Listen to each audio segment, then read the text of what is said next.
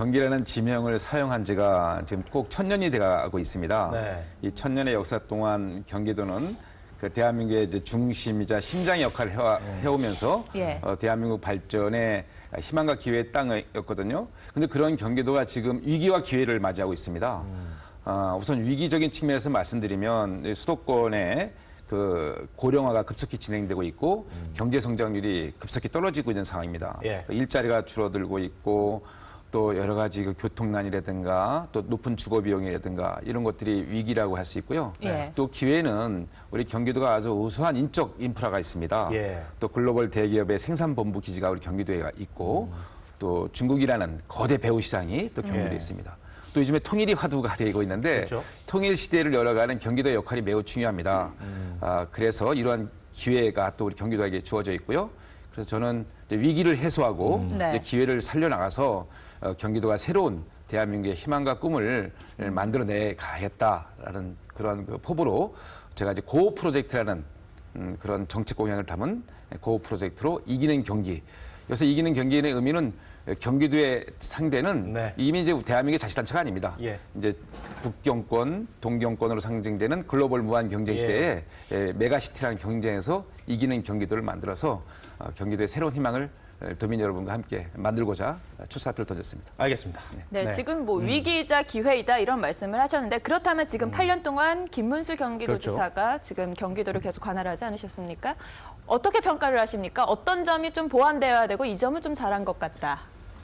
저는 지방자치 시행 20년 동안에 두 가지 중대한 사건이 있었다고 봅니다. 예. 우선 첫 번째가 예. 새누리당의 이명박 서울시장이 시작했고 경기도의 김문수 지사가 세게 밀어붙인 뉴타운 사업입니다. 뉴타운 사업. 예. 이 뉴타운 사업은 기존의 마을을 부시고 세입자들은 쫓아내고 예. 큰 집 가진 사람, 작은 집 가진 사람, 예. 땅 많이 가진 사람, 적게 가진 사람이 싸우게 하는 예. 갈등과 분열과 파괴의 정치였습니다. 예. 예. 그에 반해서 또 하나 중대한 사건은 친환경 무상급식 사업입니다. 예. 시민들과 함께 민주당이 추진했고 김상곤 경기도 교육감이 적극 시행한 친환경 무상급식 사업은 있는 집 애들과 없는 집 애들이 같이 어울리게 하고 예. 학부모와 학교를 가깝게 만들고 도시 소비자와 농민들을 일치하게 하는 화합과 예, 예. 상생의 정치입니다. 예. 우리 경기도가 대한민국이 어디로 갈 거냐를 선택해야 됩니다. 근데 불행히도 김문수 지사께서는 정말 열심히 하셨어요. 또 예. 겸손한 분입니다. 그리고 또 깨끗한 분이고 그렇지만 역사의 방향을 크게 잡아나가는데 역류를 선택했습니다. 뉴타운 같은 예. 토목 중심의 분열과 파괴와 갈등의 정치를 했습니다. 예. 저는 이거를 치유하기 위해서는 화합과 연대를 가치를 가진 우리 진보 세력 예. 그리고 그중에 평생 민주주의와 또 혁신을 위해서 살아온 원혜영 같은 사람이 예. 그 역할을 해야 된다 이렇게 보고 있습니다. 알겠습니다. 우리 원희철 의원님도 평가를 좀 해주시죠. 네. 같은 당. 김문수 지사는 그 사실은 이 8년 동안 경기도정을 이끌면서 예. 도민들로부터 전폭적인 지지를 받고 예. 경기도정이 성공했던 것을 증명해 주는 게 있습니다. 그것이 최근에 나타난 여론조사라는 수치라고 할 수 있습니다. 각종 여론조사에서 상당히 높은 수치를 보여주는 것 자체가 경기도민들의 마음이 김문수의 경기도정을 높게 평가하는 거죠. 지금 이제 우리 존경하는 원혜영 의원님께서 뉴타운에 대해서 예. 말씀하셨는데 사실은 뉴타운에 대한 사업은 그 낙후된 그런 주거단지를 개선하기 위해서 사실 좋은 뜻을 시작한 겁니다. 예. 그런데 부동산 경기의 침체 또 건설 경기의 어려움 때문에 이거 제대로 사업이 추진이 안 됐던 것은 굉장히 안타깝죠. 예. 그런데 김문수 지사께서 잘한 것은 예. 지금 이제 우리 수도권에 가장 그 심각한 것 중에 하나가 이 교통난이거든요. 예. 이 출퇴근에 얼마나 많은 우리 경기도민을 비롯해서 수도권의 많은 시민들이 짜증을 날 정도로 출퇴근에 어려움을 겪고 있지 않습니까? 예. 이 GTX라는 대신도 고속급행철도를 통해서 이 교통난을 해소를 하려고 했던 거든지 또 일자리를 제일 많이 만들었어요, 경기도가. 모든 자치단체 중에서 예. 의자 유치를 통해서 최고의 많은 일자리를 만들어냈고 특히 또 우리가 관심을 가지고 봐야 될 부분이 그 무한 돌봄 사업이라고 예. 어렵고 힘든 소외계층 이런데 복지의 그 시스템을 잘 구축을 해서 네. 경기도민들 중에서도 소외된 계층에 새로운 희망을 줬다는 그런 네. 것 차원에서 아주 잘했다고 저는 보고 있습니다. 예. 자, 알겠습니다. 두 분 그 출마의 변 그리고 전임 시장 예. 현 시장이죠에 대한 평가도 두 분 말씀 들어봤습니다만 사실 이제 중요한 거는 본 게임이긴 합니다만 당내에서 일단 후보가 돼야 되잖아요. 지금 자, 민주당 같은 경우에도 김진표 의원이 20일 날 선언을 하신다고 그런 얘기가 제가 들었고 그 외에도 많은 분들이 계실 것 같습니다. 일단 원혜영 의원님도 당내에서 일단은 후보가 돼야 되는데 자신 있으십니까? 네, 열심히 하고 있습니다. 또 호응이 빠른 속도로 네. 이렇게 확대되고 있기 때문에 네. 점점 더 자신감을 갖게 됩니다. 근데 당내에서 광역단체장 같은 경우에는 중앙당이 공천을 하는 거잖아요. 결국 당원들과 결국은. 예. 우리 시민들이 뽑습니다. 아, 네, 개방형 경선이기 그 때문에요. 과정이 좀 어떻게 되는 건지 좀 설명을 해주세요. 우선 지금 우리 민주당이나 새누리당이나 예. 비슷합니다. 당원들이 50%를 뽑고 예. 국민들의 뜻이 50% 반영됩니다. 예. 어떤 모바일은 아닐 거 아니에요. 그러니까 그거에 대한 세부적인 세부 거는 방안은 아직은 안 확정이 안 돼 정해져 있고. 있습니다. 네. 예. 지금 민주당 내에서 김진표 의원도 역시 수원정의 의원이시고 많이 알고 계신 분이거든요. 자, 이 당내에서 우리 원혜영 의원께서 이번 분들보다도 비교 우위에 있다라는 점 한 말씀 해주시죠. 이왕 나오신 거예요. 지금은 제가 좀 김진표 의원님한테 예. 처져 있습니다. 네, 좀 그런 면이 있더라고요. 김진표 의원님은 두 번째 출전하시는 거고 예. 저는 이제 첫 출전이기 때문에 예. 당연하고 열심히 쫓아가면서 또 선의 경쟁하는 것 자체가 예. 당을 활성화하는 데 좋은 역할을 하고 있다고 예. 보고 있습니다. 네. 근데 저 같은 경우는 제가 어떤 경력이 있었다라는 것보다 이런 일을 했다라고 딱 부러지게 얘기할 수 있는 정치인 중에 드문 사람입니다. 제가 30대 초반에 풀무원을 창업해서 예. 대한민국의 식품의 가치와 기준을 바꿨습니다. 예. 그전엔 맛있냐, 보기 좋냐 이런 거였는데 포장이 잘 돼 있냐, 요새 안전하냐, 생명과 자연을 존중한 식품이냐. 예. 근본적인 우리 음식 문화를 바꿨습니다. 대표적인 또 부천시장의 예로 버스 타보시면은 몇 년 전에 비해서 엄청난 변화가 왔습니다. 그전엔 이 버스가 언제 올지 이거 택시 타고 가야 되는지 걸어가야 되는지 불안해했습니다. 밤늦게는 끊어졌는지 안 끊어졌는지 초조해하면서 기다렸습니다. 제가 2001년도에 부천에서 처음으로 IT 기술을 이용한 버스 인포메이션 시스템을 도입했습니다. 예. 내가 기다리는 7번 버스 예. 두 번째 정거장 출발했다. 5분 뒤에 오겠구나. 예. 이렇게 되죠. 그 뒤에 오세훈 시장이 2006년도 서울시장 돼서 서울시가 전면 도입했습니다. 지금은 전국이 다 하고 전 세계가 쫓아가고 있습니다. 부천의 변화가 예. 대한민국을 바꾸고 세계를 바꿔가고 있습니다. 예. 저는 이런 일을 했다고 구체적으로 얘기할 수 있는 몇 안 되는 후보 중에 한 명. 몇 안 되는지 하나인지 모르겠습니다. 그런 후보라고 알겠습니다. 말합니다. 예. 네, 어쨌든 원희철 의원님도 이제 네. 당내 경선을 예, 치르셔야 예. 되는데 네. 정병국 의원과 좀 이파전이 될 것 같아요. 근데 정병국 네. 의원은 문화 융성을 좀 강조하시더라고요. 네, 네. 어떤 부분을? 글쎄 제가 뭐 당내 경쟁력에 대해서 질문을 주셨는데요. 네. 우리 새누리당에서 현재 거론되는 사람들 예. 중에서 이제 안 나오시겠다는 분 빼놓고는 네. 우리 조선일보가 여론조사한 걸 비하면은 그나마 제가 그래도 뭐 그 중에서는 지금 1등을 달리고 있는데 네. 더 제가 뭐 노력할 부분이 많이 있죠. 부족한 것도 아직도 많이 있습니다만. 예. 근데 저는 저의 경쟁력을 사실은 제가 정치 입문을 28살에 최연소 경기도 의원이라는 과분한 네. 사랑을 받아서 예. 정계 입문했어요. 예. 그리고 경기도 정무부지사로 2년, 또 경기도 당 위원장으로 2년 하면서 한 8년 동안 경기도민과 함께 호흡을 했고 예. 또 경기도정을 현장에서 살핀 경험이 있기 때문에 누구보다도 경기도의 현장을 잘한다. 또 고향 지역구인 평택에서 4선 의원을 하는 동안에 또 국회 예. 국방위원장을 함으로써 이제 예. 지방과 중앙을 잘하는 그런 후보다. 그러니까 사실 저는 예행 연습이 필요 없습니다. 당선되면 바로 즉각 투입할 수 있는 준비된 지사 후보다라고 말 수 있습니다. 예.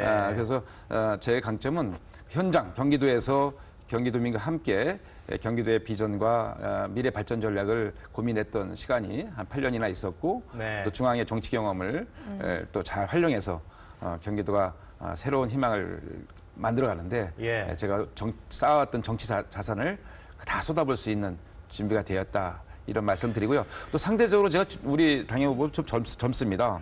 그런데 이제 이 광역자치단체장은 그 현장에서 해야 될 일이 많이 있기 때문에 저는 그런 그 창의적이고 젊은 역동적인 리더십을 가지고 현장에서 찾아다니는 발로 뛰는 그 현장 행정을 해야겠다라는 포부를 갖고 있는데 그런 측면에서는 제가 좀 더 네. 상대적으로 경쟁력이 있지 않을까 이렇게 감히 평가하고 싶습니다. 알겠습니다.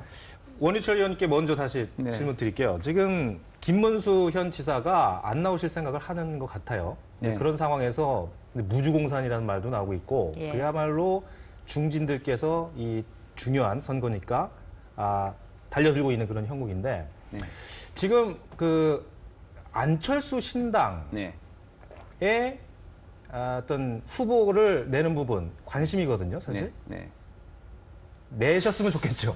안철수 신당. 저는 사실 궁금한 예. 게 지금 우리 국민들께서 그 새로운 정치에 대한 여망이 있으세요. 예. 그것이 이제 안철수 정치로 상징되는 예. 그 새 정치에 대한 마음들이 지금 일어나고 계시거든요. 예. 그래서 당당히 저는 안철수 의원께서 이제 뭐 새정치위원회도 만들고 신당도 구성할 생각이 있는 것 같은데 뭐 네. 추진하고 있는 거 아니겠습니까? 예. 언제 평가받겠습니까? 선거를 통해서 그 정당의 철학이나 정책이나 구체적인 그 이념에 대해서 평가를 받는 거 아니겠어요? 네. 그래서 저는 이 선거 유불리를 떠나서 한국 정치 발전을 위해서도 안철수 의원께서 이번 지방선거에 당당하게 국민들에게 겨뤄서 무슨 선거 공학적이고 무슨 유불리를 떠나서 정말 새누리당과 한번 붙어보겠다. 국민 그러니까 2당, 3당이 되는 게 아니라 1당이 한번 돼보겠다 이런 네. 그런 그 어떤 그 불태전의 각오로 국민들의 그 평가를 받는 것이 장기적으로는 한국 정치 발전에 도움이 되고 근데 네. 한국 좋지 않나 정치 싶습니다. 발전에도 도움이 되지만 우리 원희철 의원 선거에도 도움이 되잖아요. 제가 이런 말씀 드리는 이유는요. 예. 안철수 신당이라고 상징되는 새 정치가 예. 계속 이 국민들에게 다가서면은 우리 새누리당도 더 예. 긴장하고 그 경쟁을 하기 때문에 네. 저희도 끊임없이 혁신하고 또 개혁을 하고 또 새로운 모습으로 국민들에게 다가설 수밖에 없지 않습니까? 예. 그러니까 이런 그 좋은 라이벌 경쟁 속에서 또 좋은 정치가 예. 생산될 수 있기 때문에 말씀드리는 겁니다. 반대로 원희 반대로. 의원님은 좀 신경 쓰이실 것 같아요. 뭐 민주당도 전 좋은 기회라고 봅니다. 아, 그러세요? 결국 경쟁을 통해서 예.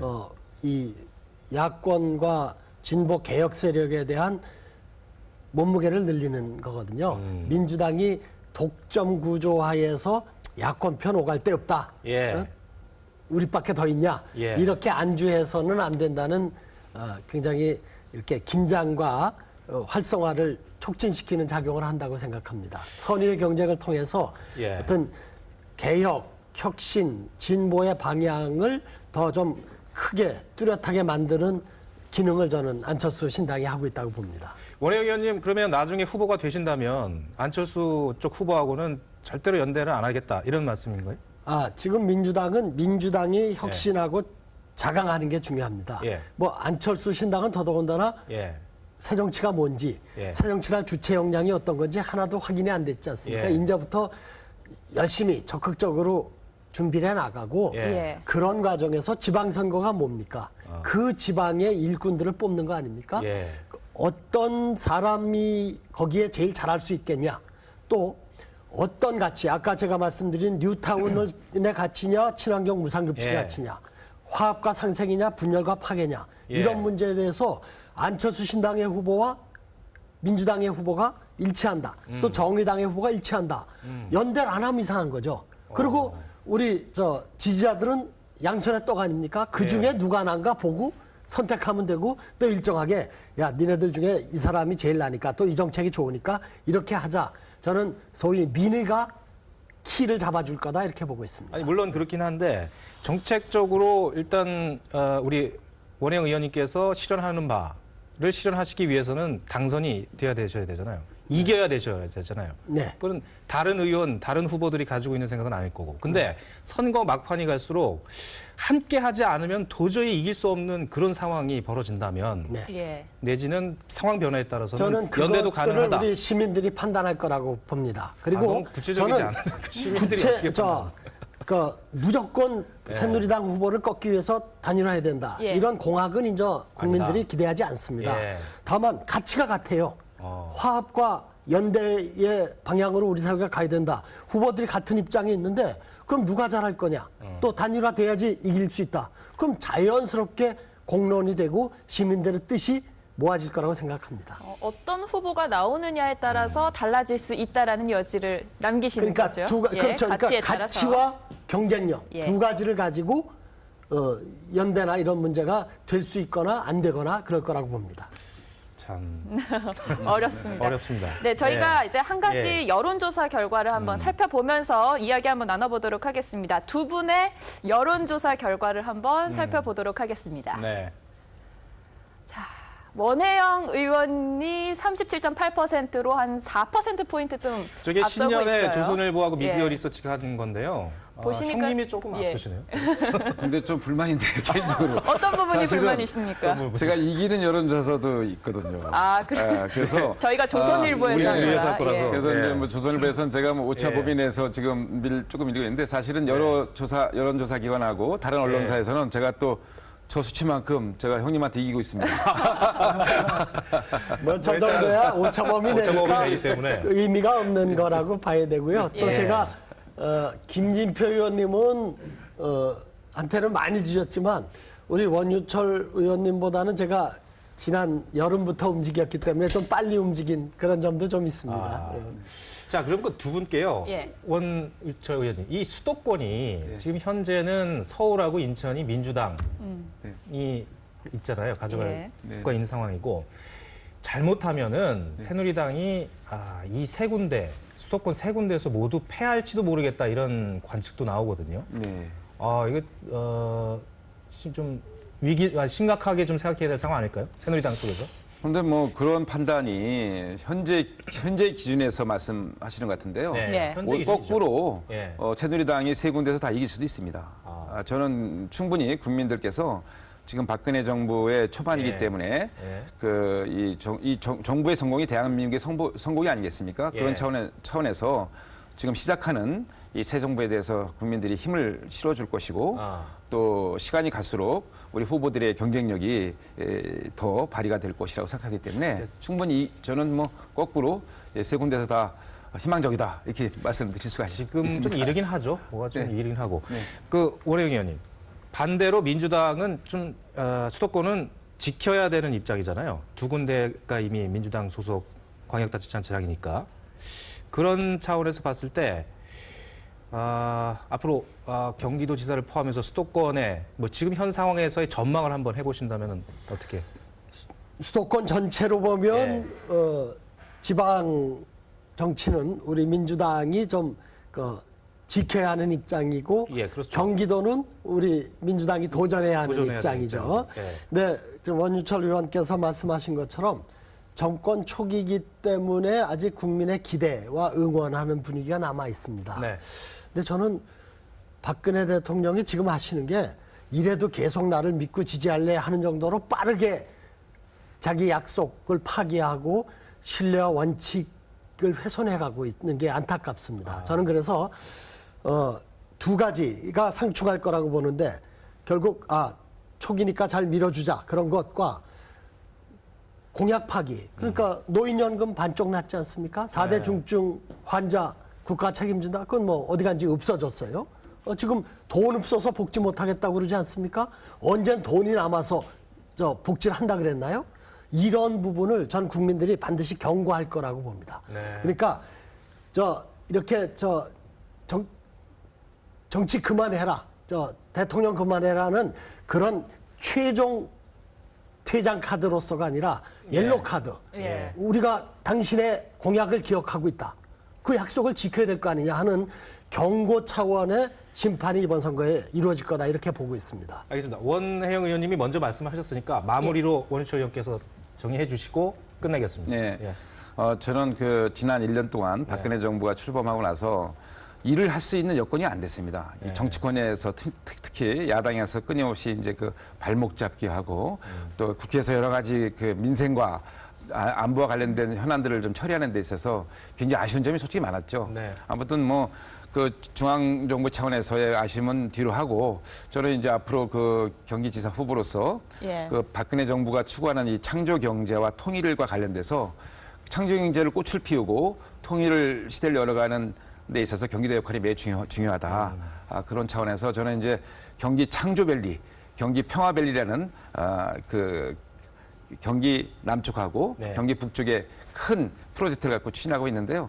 그 뭐 간단히 뭐 소개시켜드리면 이제 저는 이제 경기 창조밸리에 이제 판교, 성남 판교 IT부터 시작해서 네. 수원의 영통, 용인의 기흥, 화성의 동탄, 평택의 고도에 이르는 이 밸리를 경기 창조밸리라고 해서 네. 미국의 실리콘밸리처럼 창조 경제를 꽃피우는 지역으로 만들 거고요. 네. 이 경기 평화밸리라고 해서 경기도가 통일 현장입니다. 개성공단, DMZ 세계평화공원, 뭐 이 모든 것들이 이제 앞으로 이 미래의 땅인 경기 네. 이 북부 지역에서 통일 시대를 열어가야 되거든요. 남북 협력 철도 사업이라든가. 예. 그래서 이런 걸 갖다 경기 평화밸리라고 해서 경기도의 새로운 꿈을 경기도민과 함께 현실로 만들어 나가겠습니다. 알겠습니다. 경기도지사 예비 후보인 새누리당 원희철 의원 그리고 민주당 원혜영 의원과 함께 얘기 나눠봤습니다. 오늘 말씀 고맙습니다. 고맙습니다. 고맙습니다.